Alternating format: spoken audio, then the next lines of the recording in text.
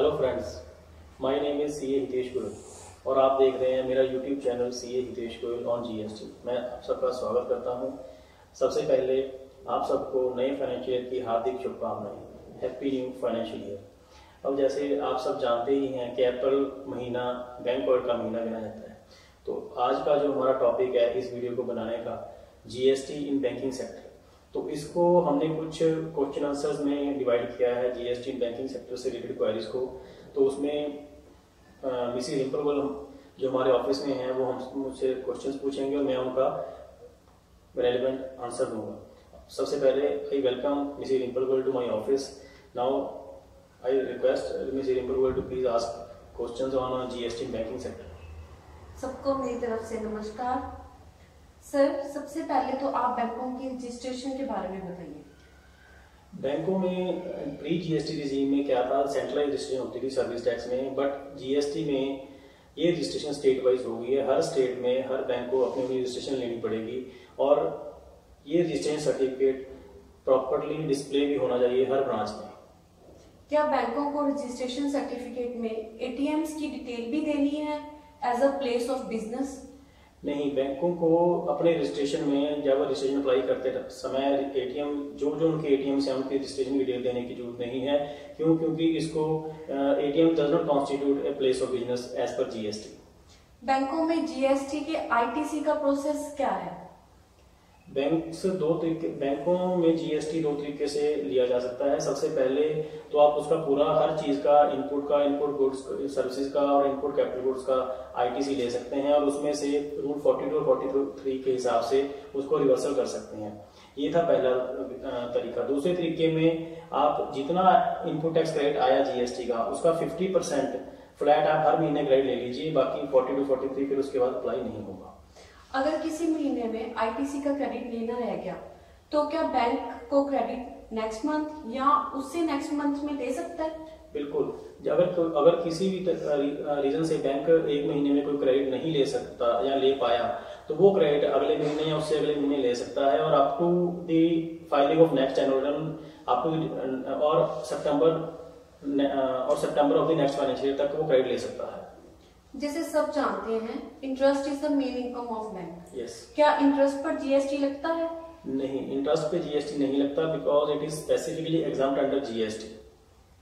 कुछ banks RBI को services provide करते हैं, क्या उस पे जीएसटी लगेगा?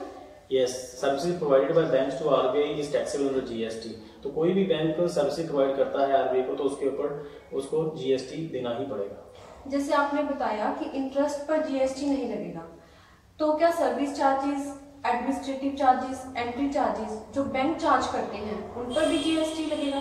नहीं लगेगा। ऐसा नहीं है कि सभी तरह की इनकम्स पे जीएसटी नहीं लगेगा। इंटरेस्ट ही ऐसी इनकम है बैंक की जिसके ऊपर जीएसटी नहीं लगेगा, जो जीएसटी से एग्जम्प्ट है। बाकी इनकम जैसे ही आपने पूछा, सर्विस चार्जेस, एडमिनिस्ट्रेटिव चार्जेस या एंट्री चार्जेस, उन सब पे बैंक को जीएसटी जमा करवाना पड़ेगा। कई बार अकाउंट होल्डर इंस्टॉलमेंट की पेमेंट में डिफॉल्ट कर देता है और बाद में नॉर्मल इंटरेस्ट के अलावा एडिशनल इंटरेस्ट भी पे करता है, तो क्या उस एडिशनल इंटरेस्ट पर जीएसटी लगेगा? यस, जो एडिशनल इंटरेस्ट कस्टमर पे कर रहा है that is subject to GST and as per section 15 subsection 2 of CGST act 2017 additional interest will be part of supply. तो जो एडिशनल इंटरेस्ट चार्ज करेगा bank उसके ऊपर जीएसटी बैंक को देना पड़ेगा। क्या क्रेडिट कार्ड की ड्यूज की लेट पेमेंट चार्ज पर जीएसटी लगेगा? यस, जो भी बैंक ने क्रेडिट कार्ड इशू किए हुए हैं अगर उसकी पेमेंट टाइम पे आती है तो वेल गुड। अगर कोई भी पेमेंट लेट होती है तो उसके ऊपर जो bank late payment charges collect करता है कस्टमर से, तो वो सारी की सारी लेट पेमेंट चार्जेस के पर बैंक को जीएसटी देना ही पड़ेगा। क्या इंटरेस्ट ऑन फाइनेंस लीज पर जीएसटी लगेगा?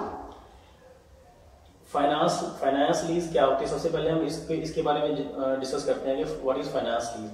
फाइनेंस लीज में क्या होता है, कोई भी कस्टमर बैंक से प्रॉपर्टी देकर उस पर लोन ले लेता है, तो इसको जीएसटी में ऐसे कंसिडर किया गया कि बैंक ने प्रॉपर्टी उससे परचेज कर ली और बैंक ने वो प्रॉपर्टी बाद में उसको लेट आउट कर दी।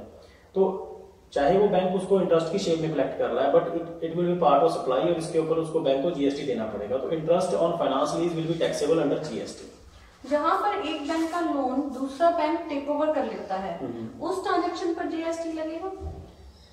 अगर किसी बैंक ने दूसरे बैंक का लोन टेक ओवर कर लिया तो इंटरेस्ट को छोड़ के बाकी सब तरह की फीस चार्जेस के ऊपर बैंक को जीएसटी देना पड़ेगा। जैसे हमने पहले डिस्कस किया कि interest is exempt from GST, तो अगर इंटरेस्ट दूसरा बैंक दे रहा है तो नहीं लगेगा जीएसटी। अगर कोई और चार्जेस बैंक कलेक्ट कर रहा है in the shape of processing fees, transaction charges या टेक ओवर चार्जेस, तो सबके ऊपर जीएसटी बैंक को देना ही पड़ेगा। क्या रीपोजेस्ड एसेट की सेल पर जीएसटी लगेगा? रीपोजेस्ड एसेट्स अगर बैंक सेल करता है तो उस बैंक को उसके ऊपर पूरी अमाउंट पे जीएसटी देना पड़ेगा। तो ये कहीं इसमें कोई एग्जम्पशन नहीं है। Thus, sale of repossessed asset will be subject to GST. Is bank liable to pay GST under RCM? RCM में GST देना, इसमें दो सेक्शन है, section 9 subsection 3 and section 9 subsection 4। Section 9 subsection 4 तो काफी पहले डेफर हो चुका है। जो सेक्शन 9 सबसेक्शन 3 है वो अभी प्रिवेल कर रहा है। तो उसमें कुछ जो स्पेसिफिक सर्विसेज हैं उसके ऊपर बैंक को जीएसटी देना पड़ेगा। वो स्पेसिफिक सर्विसेज कौन कौन सी हैं, जैसे GST on GTA services of advocate, service of recovery agents, services supplied by individual direct selling agents, services provided by business facilitators और security services provided by a person to the bank. अगर इस type की services bank receive कर रहा है या कोई supplier bank को प्रोवाइड कर रहा है तो इन सब सर्विसेज में बैंक ने रिवर्स चार्ज में जीएसटी जमा करवाना है।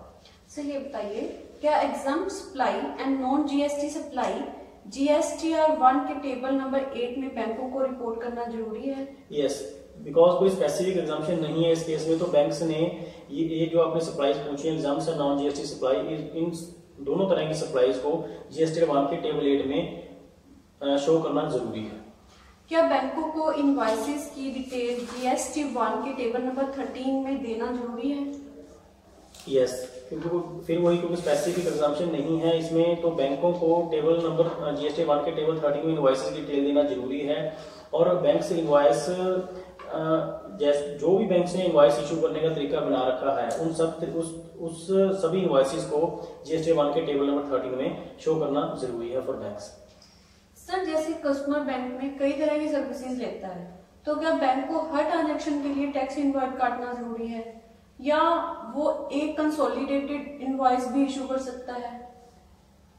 जैसे कोई भी कस्टमर बैंक से सर्विस ले रहा है, महीने में कई तरह की सर्विस लेता है। जैसे कोई उसने बैंक को चेकबुक इशू चार्जेस दे दिए, कोई ट्रांजैक्शन चार्ज दे दिए, कोई प्रोसेसिंग फीस दे दी, तो इन सब सर्विसेज से रिलेटेड बैंकों के ऊपर ये प्रावधान है कि उसको within 45 days invoice issue करना है उसको।